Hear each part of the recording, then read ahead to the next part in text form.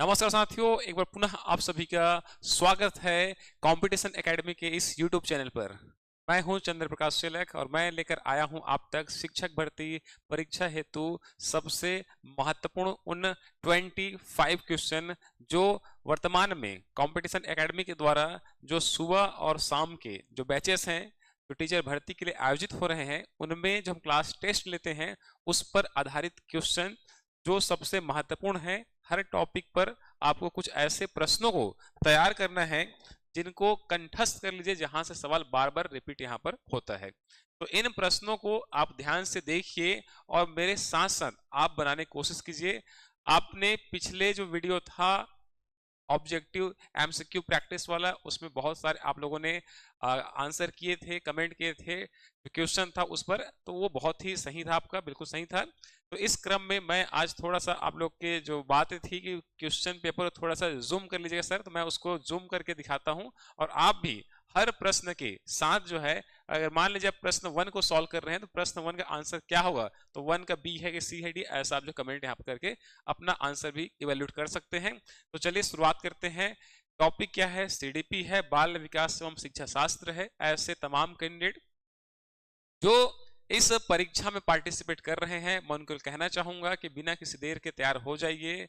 अभी बहुत सारे ऐसे वैकेंसीज हैं, न केवल टीचर के बल्कि अन्य वैकेंसी है जो लगातार आपको सूचनाएं मिल रही है। डेफिनेटली इसका एग्जाम होगा, लेकिन जो पहले प्रिपेयर हो जाएगा डेफिनेटली उसी को इसका प्रतिशत मिलेगा।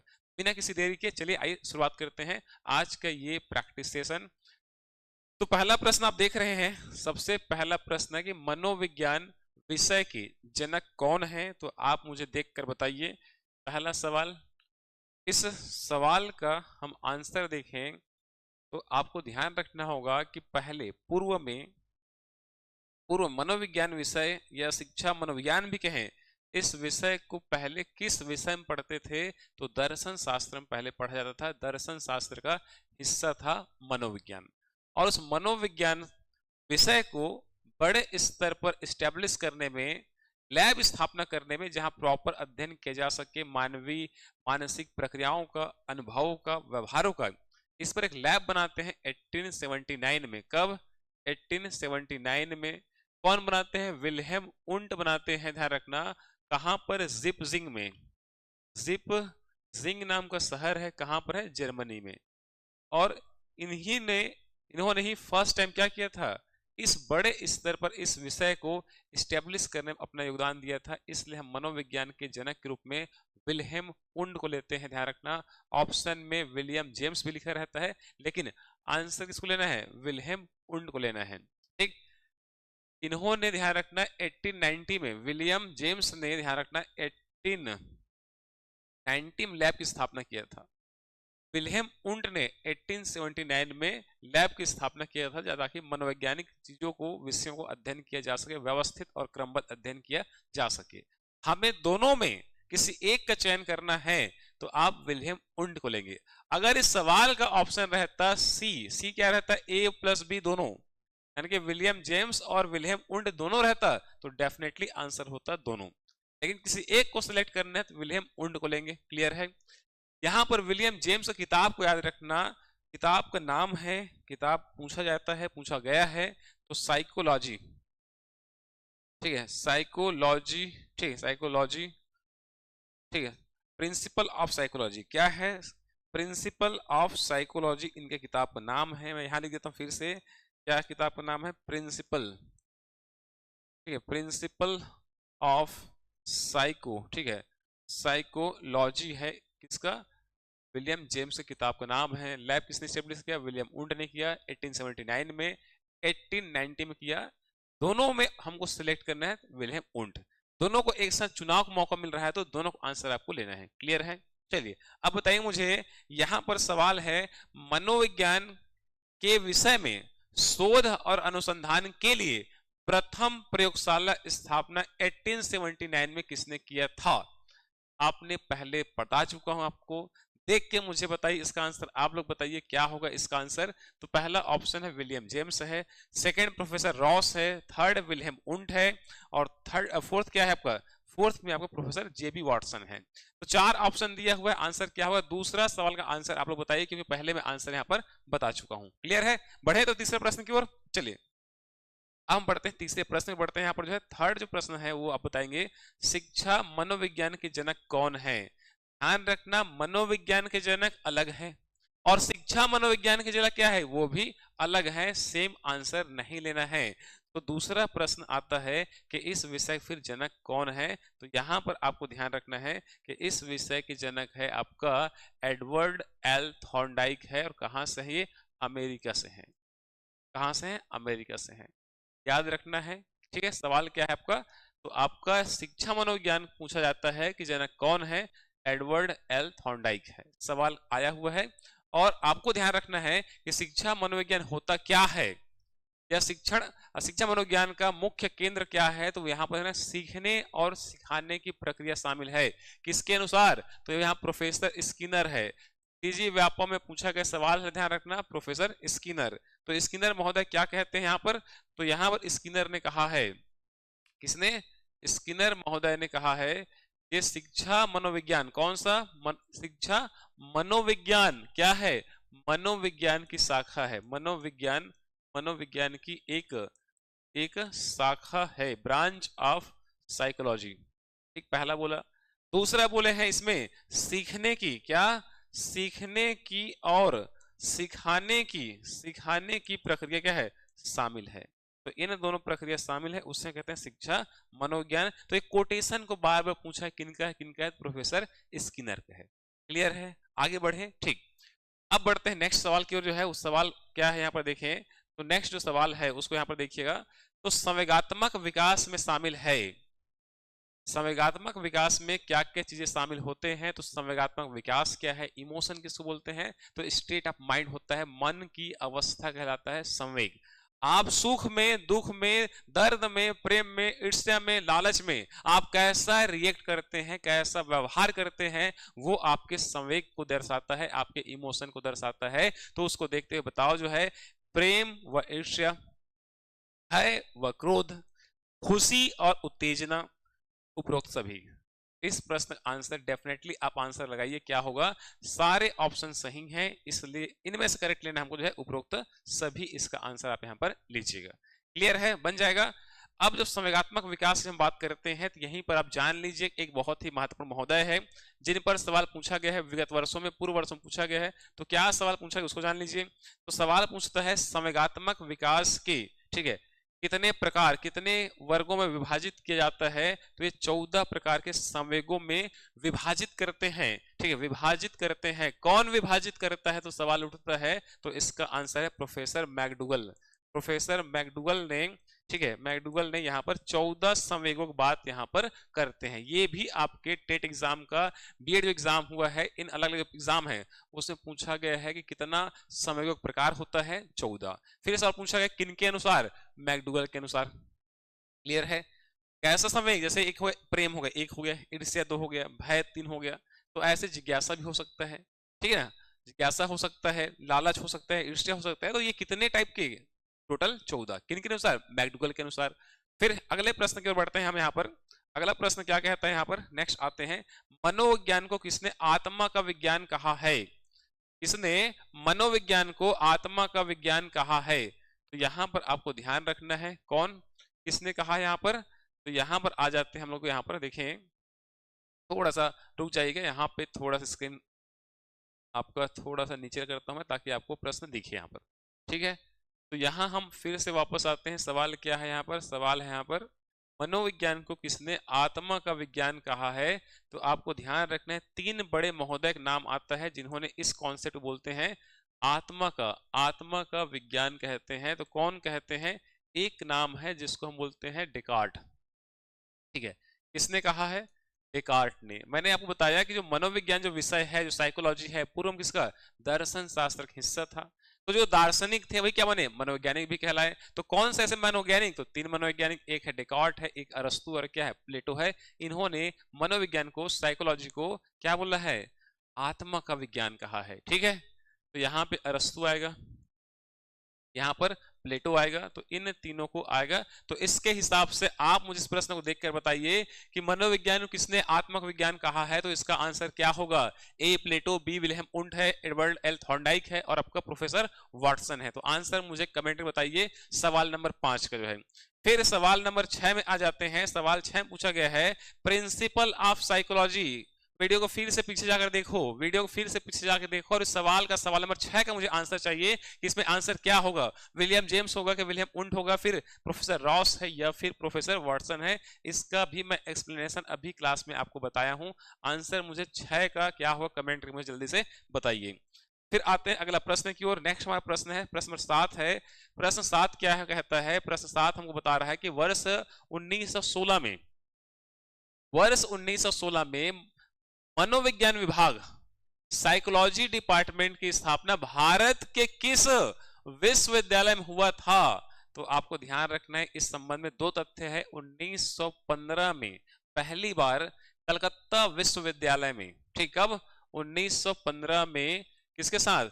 कलकत्ता विश्वविद्यालय में, कलकत्ता विश्वविद्यालय में आपका जो दर्शन शास्त्र विभाग था, जो फिलोसॉफी डिपार्टमेंट था, उसके साथ मनोविज्ञान की शुरुआत किया गया था 1915 में। लेकिन सवाल क्या पूछा है? सवाल पूछा है 16 में। तो 16 में भी ध्यान रखना, 16 में जो मनोविज्ञान विभाग के साथ हमने 15 में क्या किए थे? कलकत्ता विश्वविद्यालय में स्थापित किए थे, स्टार्ट किए थे। उसी को 16 को हम पृथक क्या कर दिए? पृथक विभाग की स्थापना करते हैं उसी विश्वविद्यालय में, ध्यान रखना, ठीक। किसके लिए? मनोविज्ञान के लिए। तो आंसर डेफिनेटली क्या होगा? ए होगा, कलकत्ता विश्वविद्यालय। ठीक है, आगे बढ़े। चलो नेक्स्ट है मनोविश्लेषणवाद का सिद्धांत किसने प्रतिपादित किया था? विलियम जेम्स, विलियम उंट है, रॉस है, सिगमंड फ्रायड है। ठीक है, तो यहां पर साइकोलॉजिकल साइको एनालिटिकल इज्म किसने बिल्डअप किया है, किसने स्टैब्लिश किया है? तो आंसर इसका सिगमंड फ्रायड है, ध्यान रखना। सिगमंड फ्रायड ने कहा है कि एक व्यक्ति जो है, ठीक, उसकी कुछ इच्छाएं होती हैं। एक व्यक्ति क्या है? उसकी इच्छा होती है और उस इच्छा को पाने के लिए वो किन तरीकों की इजाद करता है, उन तरीकों के प्रति क्या है?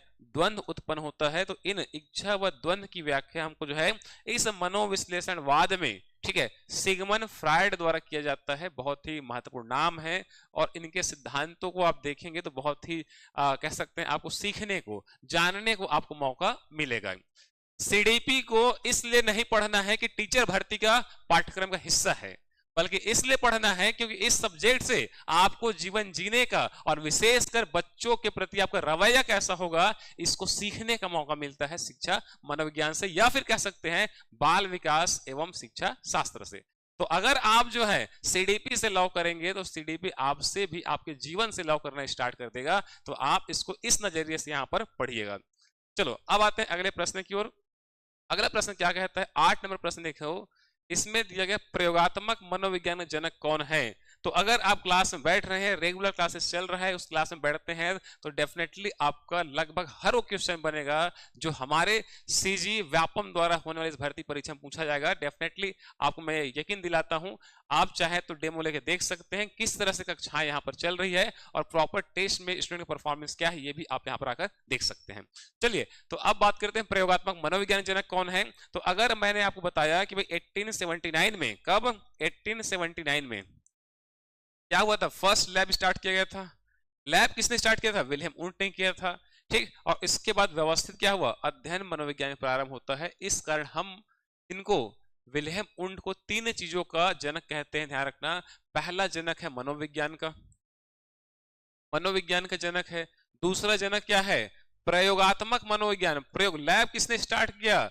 तो विलियम उंट ने किया। तीसरा आधुनिक मनोविज्ञान का जनक भी कौन है? विलियम उंट है। तो तीनों का अगर प्रश्न पूछेगा आंसर लेंगे क्या? विलियम उंट लेना है, महत्वपूर्ण शख्सियत है, याद रखिए। फिर आता है संज्ञानात्मक विकास सिद्धांत किसने प्रतिपादित किया था, किस वैज्ञानिक ने किया था? तो सबसे ज्यादा इसके लिए जाना जाता है, ध्यान रखना, कौन? तो यहां पे आंसर आता है जीन पियाजे, ठीक। Cognitive theory of cognitive development या प्रिंसिपल ऑफ कॉग्निटिव डेवलपमेंट कह सकते हैं। जीन पियाजे का है। कौन से देश का है? स्विट्जरलैंड का है। इनका किताब बहुत फेमस है। किताब का नाम क्या है? जो 1923 में आया था, कब? 1923 में आया था। किताब का नाम था, किताब का नाम क्या है? किताब का नाम है जी, ध्यान रखना, वह है 1923 में आया, the language the language and thought, language and thought of the child. लिख लीजिएगा, ध्यान रखना सवाल पूछा जाता है किनका किताब है, जीन पियाजे किताब है, कब है 23 में है। इसी किताब पर आधारित है संज्ञानात्मक विकास सिद्धांत, अपने ही बच्चों पर इन्होंने प्रयोग किया था, महत्वपूर्ण है। और इस संज्ञानात्मक विकास की कितनी अवस्था, इसमें बताया गया 4 अवस्था बताया गया है। कौन कौन सी अवस्था है जल्दी से बता दीजिए, अगर आपको संज्ञान में है, ध्यान में है। तो पहला अवस्था होता है संवेदी पेशी अवस्था, दूसरा पूर्व संक्रियात्मक अवस्था, तीसरा मूर्त संक्रियात्मक अवस्था, और चौथा क्या है, औपचारिक संक्रियात्मक अवस्था। क्लियर है? तो पहला अवस्था हम सेंसर मोटर स्टेज कहते हैं। सेकंड, फर्स्ट हो गया, सेकंड क्या है, प्री ऑपरेशनल स्टेज है, कॉन्क्रीट ऑपरेशनल स्टेज, और नेक्स्ट है फॉर्मल स्टेज कह सकते हैं आप इसको। तो 4 अवस्था है। पहला अवस्था लगभग 2 साल का, दूसरा अवस्था लगभग 6 से 7 साल, 2 से लेके 6 से 7 साल का, और 7 से लगभग 6-7 से कहां तक 12 तक आपको मूर्त, और 12 से ऊपर होता है उसे औपचारिक संक्रियात्मक अवस्था कहते हैं। ये एग्जाम में आया गया, पूछा गया सजीव व्यापन द्वारा, क्रम में जमायत, यही क्रम होगा, ध्यान रखना। फिर पूछा गया है सवाल व्यापन परीक्षा में ही कि औपचारिक जो अवस्था होता है जीन पियाजे के संज्ञानात्मक विकास सिद्धांत के अनुसार वो कौन से ए से शुरुआत होता है, तो 12 से 16 ऑप्शन दिया गया था, डेफिनेटली 12 से 16 आ गया। क्लियर है? तो ये ध्यान रखना है। तो ए से सवाल का आंसर क्या होगा, जीन पियाजे होगा, डेफिनेटली, कोई डाउट यहां पर नहीं होना चाहिए। फिर आपने जब इतना कुछ अब जान ही ले संज्ञानात्मक विकास के संबंध में, तो आपने स्कीम्स और स्कीम पढ़े होंगे। पहली बार आप सपोज करो इस वीडियो को देख रहे हो, पूरे शिद्दत के साथ देख रहे हो, तो अपना आंख बंद कर लो, और आंख बंद करके मैं जो बोलता हूं उसको आप जो बिना इमेजिन करे आप मुझे रह कर दिखाइए। तो आप, मैं मान के चलता हूं आंख बंद कर चुके हैं, और आंख बंद करके देखो जो है कि आप जो है बंदर देख रहे हैं, और बंदर देख रहे हैं तो क्या है, स्कीम। और बंदर का पूंछ कैसा है, बंदर छोटा है कि बड़ा है, बंदर कहाँ बैठा है, इसको अगर आप देख पा रहे हैं तो क्या है, स्कीम्स है। तो इसको भी ध्यान रखिए, सवाल यहां से आता है। तो स्कीम और स्कीमा का सिद्धांत किसका है, उसका भी सिद्धांत क्या है, जीन पियाजे का, ध्यान रखना। तो क्या हुआ, स्कीम, ठीक। सेकंड क्या है, सेकंड क्या है आपका, स्कीम्स है, ठीक है, स्कीम्स है। तो इनको ध्यान रखिए, सवाल पूछता है किनका अवधारणा है, जीन पियाजे का अवधारणा है। आगे बढ़े, समझ में आ रहा है, समझ में आ रहा है तो कमेंट भी कर दो, इतना कंजूसी मत करो जो है। चलो आगे बढ़ते हैं नेक्स्ट सवाल की ओर। तो सवाल नंबर आते हैं 11, सवाल ले लेते हैं 11 नंबर सवाल यहाँ पे लेते हैं अगला। नेक्स्ट प्रश्न इस साइड आ जाओ। तो अगला प्रश्न आते हैं 11 नंबर का सवाल ले लीजिए यहाँ पर। वो सवाल है, चलो ये जूम करने के कारण थोड़ा सा टाइम लग रहा है, तो आप तब तक यहाँ पर देखिए। नेक्स्ट सवाल हम लेते हैं, मनोविज्ञान प्रारंभ में निम्न में से किसका अंग था। अभी मैंने कुछ टाइम पहले बताया हूं, इस प्रश्न का व्याख्या आपने ढंग से सुना होगा तो आप डेफिनेटली इसका आंसर निकाल पाएंगे। तो 11 का आंसर मैं नहीं बताऊंगा, 11 का आंसर आप बताइए कि मनोविज्ञान प्रारंभ में किस विषय का हिस्सा था। तो ए ऑप्शन दर्शन शास्त्र है, बी तर्क शास्त्र है, सी भौतिक शास्त्र, और डी आपका है समाज शास्त्र, सोशियोलॉजी है। तो बताइए इसका आंसर क्या होगा। तो 11 लिखकर कमेंट करिए ऑप्शन को। फिर 12 में आते हैं, शिक्षा मनोविज्ञान में किसका अध्ययन किया जाता है। तो आपको ध्यान होगा कि मैंने इस प्रश्न का भी आपको व्याख्या बताया हूं, ये प्रश्न आया हुआ है। जो भी इसमें हम क्वेश्चन डिस्कस कर रहे हैं, लगभग सारे प्रश्न कहीं ना कहीं एग्जाम में, चाहे टेट हो गया, वर्ग 2 का हो, 3 का हो, या फिर टीचर भर्ती का हो, या मैथ्स के लिए एग्जाम हुआ था, उसमें सवाल यहाँ पूछा यहाँ पर गया था।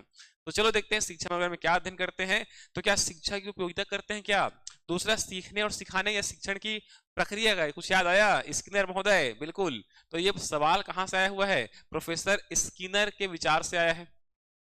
प्रोफेसर स्किनर ने क्या कहा है, प्रोफेसर स्किनर ने कहा कि शिक्षा मनोविज्ञान किसका, मनोविज्ञान की एक शाखा है।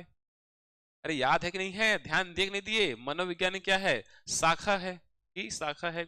और इस शाखा में क्या होता है, सीखने और सिखाने, क्या करने का, सीखने और सिखाने की प्रक्रिया शामिल होती है। तो देखो ना इसमें क्या दिया है, शिक्षा की उपयोगिता वन साइडेड है, नहीं आएगा। मनोवैज्ञानिक नियमों के उपयोग का, ये भी एक साइड बात कर रहा है। समस्याओं के मनोवैज्ञानिक समाधान के तरीकों का, तो भाई इसमें स्टूडेंट तो आया नहीं, सीखने काम कौन करेगा, स्टूडेंट करेगा, सिखाने काम कौन करेगा, टीचर करेगा। तो यही तो है शिक्षा मनोविज्ञान। तो बी इसका करेक्ट आंसर यहाँ पर होगा। क्लियर है? फिर आते हैं अगला सवाल की ओर। नेक्स्ट सवाल देखें यहाँ पर, मनोवैज्ञानिक जो विशेष समूह के बालकों की शिक्षण अधिगम प्रक्रियाओं का अध्ययन कक्षाओं में कराते हैं उन्हें क्या कहा जाता है? तो अगर आप मनोवैज्ञानिक हैं और आप मनोवैज्ञानिक होकर किसी को कुछ मनोविज्ञान के संबंध में सिखाते हैं, बताते हैं, तो आपको क्या कहा जाएगा? डेफिनेटली इसका आंसर बताइए। पहला शिक्षा मनोवैज्ञानिक कहलाएगा, दूसरा परामर्शदाता कहलाएगा, तीसरा मनोचिकित्सक और चौथा मनोविश्लेषक। क्योंकि क्लास में हम लोग जो है ध्यान रखना प्रैक्टिस कराते हैं, इस सवाल ऑलरेडी व्यापम पूछा गया है, ठीक।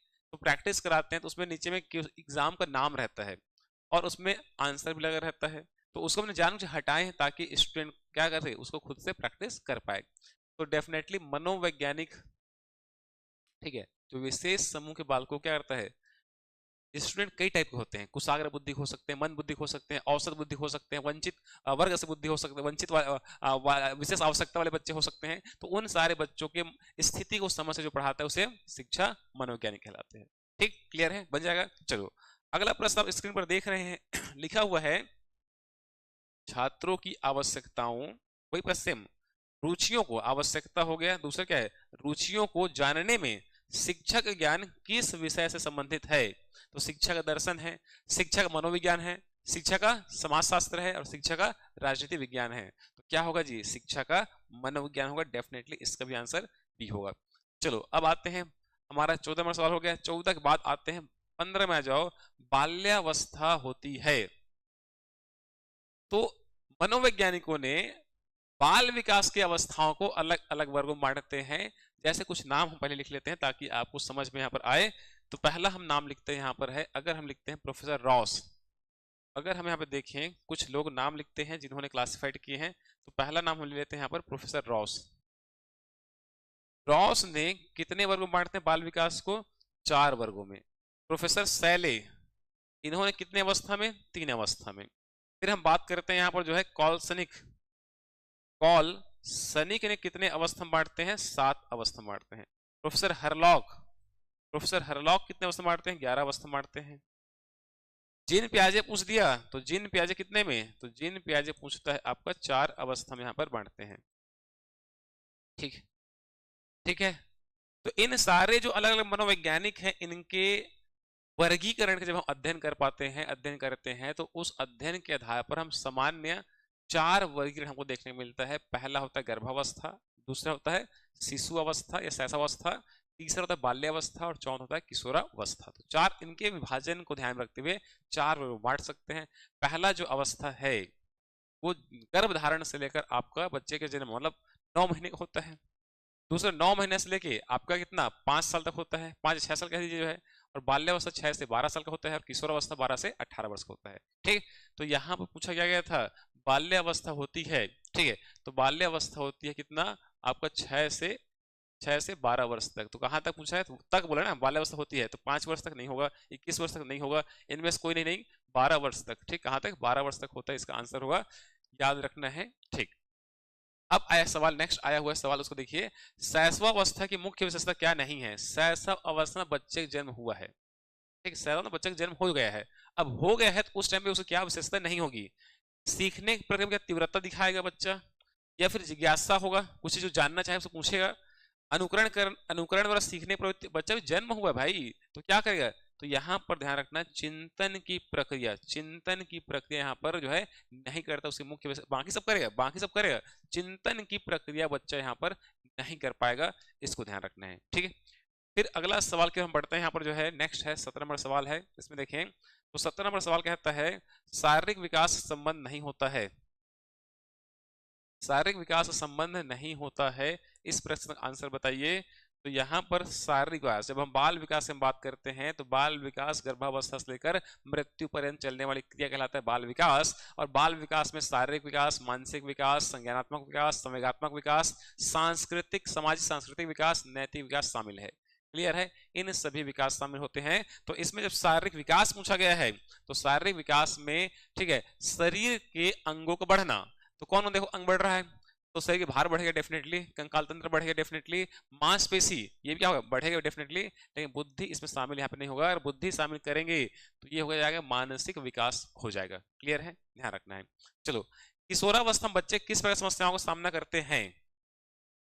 किशोरावस्था में बच्चे जो है किस प्रकार की समस्याओं का सामना करते हैं, तो ये सवाल है। तो आप देखो इसमें क्या होगा इसका आंसर। तो किशोरावस्था में बच्चे देखें यहाँ पर, तो इस सवाल का आंसर 2 बार एग्जाम हुआ है, दोनों बार अलग अलग आंसर लिया गया था, लेकिन सबसे ज्यादा महत्वपूर्ण होगा यहाँ पर, ये यहाँ महत्वपूर्ण होगा, शारीरिक एवं मानसिक परिवर्तन का सामना बच्चे लोग यहाँ पर करते हैं।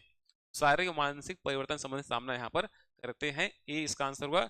एक बार एग्जाम हुआ तो वहां पर डी को लिया था, पढ़ाई संबंधी समायोजन करना, ये लिया गया था, लेकिन बाद में नेक्स्ट एग्जाम होता है उसमें शारीरिक और मानसिक परिवर्तन का सामना वाला ऑप्शन लिया गया था, और डेफिनेटली यही इसका क्या होगा आंसर यहाँ पर होगा। ये हमने देखे आपका 18 नंबर सवाल देखिए। अब आते हैं 18 के बाद बढ़ते हैं, नेक्स्ट सवाल आएगा आपका 18-19वां नंबर सवाल देखिए यहाँ पर। एक आदर्श अध्यापक में पाया जाने वाला गुण होता है। तो ये आप लोग चूंकि टीचर बनने वाले हैं, होंगे फ्यूचर में, भावी शिक्षक हैं, तो आप मुझे इस आंसर को देखकर बताइए जो है क्या होगा। ठीक है, इस सवाल का आंसर आदर्श अध्यापक में पाया जाने वाला गुण है।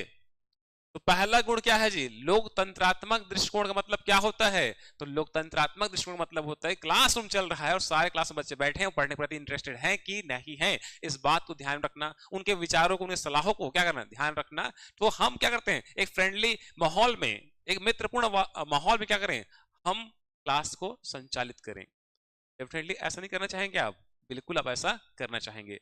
तो पहला हो गया, सही है। दूसरा, विषय वस्तु पर टीचर का क्या होना चाहिए, अधिकार होना चाहिए, यानी कि टीचर क्लास में जा रहा है तो भाई उसको कुछ तो विषय के बारे में जानकारी होना चाहिए। सेकंड भी ठीक है। बाल मनोविज्ञान ज्ञान होना चाहिए, बच्चों की मानसिक स्थिति क्या है, रुचि अरुचि क्या है उनका, पढ़ने चाहते नहीं चाहते हैं, कोई क्लासरूम से खिड़की से बाहर दिख रहा है क्या, तो उसको खेलने का मन कर रहा है क्या, तो क्लास का माहौल कैसा है, बच्चों का रुचि क्या है, उसको भी ध्यान रखते हुए क्या करे, क्लास को संपादित करे। तो यहाँ पर सारी विशेषता एक टीचर में होना चाहिए। डी इसका करेक्ट आंसर यहाँ पर होगा। विद्यालय कार्य होता है, इसका आंसर जरा देख के बताइए, इसका आंसर क्या होगा। विद्यालय का कार्य होता है, तो ए ऑप्शन दिया गया संस्कृति के संरक्षण, दूसरा संस्कृति का परिष्करण दिया गया है, रीडिफाइन करना। ठीक है, नेक्स्ट संस्कृति के नए प्रतिरूपों का निर्माण करना, उपरोक्त सभी। तो भाई ध्यान रखना है, इस सवाल का आंसर आप देंगे, पहला क्या है, संस्कृति का संरक्षण, ये क्या होता है इसका मतलब। तो संस्कृति का संरक्षण मतलब होता है कि अगर हमारा संस्कृति में क्या है जी, अगर हम होली मनाते हैं, ठीक है, अगर हम दिवाली मना रहे हैं, तो उस जो आयोजन जो पूर्वज हम करते आ रहे हैं, तो उस आयोजन को हम क्या करें, उसको हम मनाते रहें, उस आयोजन का सदस्य हम हिस्सेदार बनते रहें, इसे कहा जाएगा संस्कृति का संरक्षण। क्या कहेंगे इसको, संस्कृति के इसे संरक्षण यहाँ पर कहा जाएगा। लेकिन दूसरा संस्कृति का क्या है जी, संस्कृति परिष्करण लिखा हुआ है, क्या लिखा हुआ है, संस्कृति का परिष्करण लिखा हुआ है। तो परिष्करण क्या होता है, तो फिर तो अगर पूर्व में जिसको मानते थे, ऐसा कोई व्यवस्था है जिसको हम पूर्व मानते थे, जैसे क्या, तो हम मानते थे सती प्रथा, क्या मानते थे जी, सती प्रथा हमारे यहाँ लंबे समय तक भारतीय समाज का हिस्सा रहा, और इस लंबे समय नहीं कहना चाहिए, लेकिन ठीक ठाक समय तक क्या है ये चला। पति का डेथ हो गया, एक विवाहित महिला है और उसका पति किसी भी कारण से डेथ हो गया, चाहे कम उम्र का रहा हो, ज्यादा उम्र का रहा हो, लेकिन उस वो क्या है, महिला विवाहित है, पति का डेथ हो गया, तो पति के शव के साथ जीवित पत्नी को जला देना क्या था, सती था। एक समय ऐसा करना हमारे समाज था क्या है, उसको गर्वान्वित महसूस करता था। लेकिन आज क्या वो प्रथा यहाँ पर चल रहा है क्या, नहीं। क्यों, जो कल जो इंपॉर्टेंस था किसी कल्चर का, संस्कृति हिस्से का, तो आज भी उसका महत्व है जरूरी यहाँ पर नहीं है। तो जो ऐसे संस्कृति तत्व है जो आज प्रासंगिक नहीं है, उसको रीडिफाइन करना, उसको परिष्करण करना कहलाता है यहाँ पर। ठीक है, और नेक्स्ट आता है संस्कृति के नए प्रतिरूपों को निर्माण करना। अगर हम ऐसे उन आचरणों को, उन तरीकों, उन रूढ़ियों को हम त्याग देंगे, तो उससे क्या होगा कि नए संस्कृति निर्माण होगा। तो अब देख के बताओ जो है विद्यालय कार्य क्या होता है, तो डेफिनेटली विद्यालय कार्य क्या होगा, तीनों होगा, उपरोक्त सभी होगा। क्लियर है। चलो, हर प्रश्न में अपना व्याख्या होता है, उसको आपको समझना है, और इसको समझते हैं तो डेफिनेटली आपका एग्जाम यहाँ क्रैक यहाँ पर होगा। आइए नेक्स्ट प्रश्न यहाँ पर देखें। प्रश्न पूछा गया है यहाँ पर कि प्रायः लड़कियां गणित में कमजोर होती हैं। सब सवाल आपके एग्जाम का है, ध्यान रखना, इसको पूरा पूरा एग्जाम से ही आपका सेलेक्ट किया गया है, चाहे टेट का हो चाहे बीएड हो। ठीक है, ध्यान रखना, टीचरशिप का हो, यहाँ सवाल लिया गया है। तो क्या बोल रहा है सवाल, प्रायः लड़कियां गणित में क्या होती हैं, कमजोर होती हैं, यह कथन कैसा है। अनुसंधान आधारित धारणा है, प्रश्न कहीं पर किसी संस्था का रिपोर्ट का जिक्र नहीं किया है, तो जो प्रश्न लिंक आता ही नहीं है उसको आंसर नहीं लेना है, पहला। सी देख लो, सत्य धारणा है। भाई सत्य है कि असत्य है, इसका कोई रेफरेंस मिल रहा है क्या? नहीं, गलत। लैंगिक पूर्वाग्रह पर आधारित धारणा है, बिल्कुल डेफिनेटली आप वन साइडेड है धारणा। ये क्या है? एक तरफा सेंटेंस है, इसके बारे में कोई शोध, कोई रिपोर्ट, कोई संस्था का जिक्र यहाँ पर नहीं किया गया है, केवल एक धारणा व्यक्त किया गया है, इसलिए आंसर होगा बी होगा। लैंगिक पूर्वाग्रह पर आधारित ये क्या है? सवाल है। फिर सवाल पूछा गया, यदि कक्षा में पढ़ाते समय आपको महसूस होता है कि अचानक सभी बच्चे पढ़ने के प्रति रुचि नहीं ले रहे हैं, तो आप क्या करेंगे? तो जरा देख कर बताइए सवाल का आंसर, आप बताइए मुझे क्या करेंगे। पहला विकल्प है कोई ध्यान नहीं देंगे और पढ़ाना जारी रखेंगे। ये तो ऐसा हो जैसे भाड़ में जाओ वाला, ऐसा करेंगे क्या? डेफिनेटली नहीं। बी क्या है? पढ़ाना बंद कर देंगे। मुझे क्या मतलब, वही बात, ठीक है। फिर क्या है? बच्चों को ध्यान देने के लिए क्या कहेंगे आप जो है, बच्चों को ध्यान देने के लिए आप कहेंगे, ठीक है। तो भाई ऑलरेडी बच्चे ध्यान दे रहे थे, क्या है? पढ़ने प्रति रुचि नहीं ले रहे हैं, तो भैया ना तो आप ए लेंगे, ना तो बी लेंगे, और ना ही यहाँ पर सी लेंगे। आप बेसिकली आप जो है रीजन, किस कारण से ऐसा कर रहे हैं उसको जानने की कोशिश करेंगे, ठीक है। फिर आते हैं, कक्ष का वातावरण होना चाहिए। सवाल यहां पूछा गया है, यहां पर कक्ष का वातावरण होना चाहिए। तो पहला है शांतिपूर्ण पूर्ण, बी है शोरगुल हल्ला गुल्ला होना चाहिए, अनुशासन पूर्ण होना चाहिए, ठीक है, और डी है मित्रता पूर्ण। तो मैंने कुछ टाइम पहले एक व्याख्या में इसका आंसर बता चुका हूं, उस व्याख्या अगर ध्यान से सुने होंगे तो बिल्कुल उस व्याख्या से निकाल सकते हैं। अपने समझ से भी आप इस प्रश्न का आंसर निकाल सकते हैं। तो इसका कमेंट्री मुझे जल्दी से बताइए। अगला प्रश्न है, विकास की किस अवधि को अत्यधिक दबाव और तनाव का काल कहा जाता है? ए ऑप्शन किशोरावस्था, बी ऑप्शन बाल्यावस्था, सी ऑप्शन वयस्कावस्था, ठीक है, और डी है आपका शैशवावस्था। यहां पर पूछा गया सवाल है व्यापम का। तो आप मुझे इसका आंसर बताएं, अत्यधिक दबाव और तनाव का काल। तो यहां पर ध्यान रखना है, इसका डेफिनेटली आंसर क्या होगा? किशोरावस्था होगा, 12 से लेकर 18 का वर्ष। हिंदी सिनेमा में ध्यान रखना, कहां पर? हिंदी सिनेमा में, साहित्यों में काफी सारे आपको किशोरावस्था के बारे में क्या है? जानकारी आपको मिलता है। आपने क्या सुना है? कुछ सुने हैं गाना 12 से 18 वर्ष के बीच में बाली उम्र को सलाम, क्या है सलाम, ठीक है। ये अत्यधिक तनाव और दबाव पढ़ाई को लेकर हो सकता है, शारीरिक रूप से हो सकता है, मानसिक रूप से हो सकता है, संज्ञानात्मक परिवर्तन की अवस्था होता है। नए लोग मिलते हैं, नए विचारधारा मिलता है, तो जो पहले जो विचारधारा था, अब उस विचार में क्या है? परिवर्तन यहाँ पर होगा, चेंजेस यहाँ पर होता है, ठीक। तो यहाँ पर इस सवाल का आंसर डेफिनेटली क्या होगा? किशोरावस्था होगा। इसको ध्यान रखना है, ठीक है। कुछ समझ में आ रहा है? कुछ समझ में आया कि नहीं आया? ये भी कमेंट करके बताइएगा। चलो आगे प्रश्न बढ़ते हैं। आज का इस सेशन का सबसे आखिरी प्रश्न है, इसका भी आंसर मैंने बताया था आपको, जरा देख के बताइएगा। भारत के किस विश्वविद्यालय में मनोविज्ञान विभाग के अध्यक्ष प्रोफेसर एन सेनगुप्ता को बनाया गया था? मैंने सवाल डिस्कस किया हूं, डेफिनेटली वही आंसर है। अगर रिकॉल कर पा रहे हैं जरा आंसर लगा के बताइए कि इस 25 नंबर क्वेश्चन का आंसर क्या होगा, ठीक। तो हम यहाँ पर ये जो प्रैक्टिस का जो क्वेश्चन था, 25 क्वेश्चन था, डेफिनेटली पूरा एग्जाम में आया हुआ है। इसको आप बना रहे हैं, इसका मतलब कुछ क्वेश्चन बार बार रिपीट होते हैं, डेफिनेटली आपका काम आएगा। और प्रश्नों की प्रकृति क्या है, किससे पूछा जाता है, इसको समझने में भी काफी हद तक सहायता आपको मिलेगी। अगर सीडीपी क्लास से या पूरे टीचर भर्ती क्लास से जुड़ना चाहते हैं तो कॉम्पिटिशन एकेडमी आपका ऑनलाइन के साथ ऑनलाइन रिकॉर्डेड कोर्स और ऑफलाइन में क्लासेस चल रहे हैं, आप उसमें आकर आप डेमो ले सकते हैं, चीजों को देख सकते हैं। सब कुछ ठीक ठाक लगता है तो बिल्कुल अपनी तैयारी को स्टार्ट कर लीजिए, क्योंकि बिल्कुल समय आपके पास नहीं है, ठीक है। तो अगर आप जो है इस बार टीचर में अपियर होते हैं तो अभी से अपने माइंडसेट को तैयार कर लीजिए कि मैं टीचर बन रहा हूं, और ये फीलिंग अगर आप लेके आ रहे हैं तो डेफिनेटली आपका जो है उन समस्या, वो तकलीफ जो आपसे बनता नहीं है, वो भी बनना यहां पर चालू हो जाएगा, ठीक है। तो मिलते हैं नेक्स्ट वीडियो में, तब तक के लिए बहुत बहुत धन्यवाद।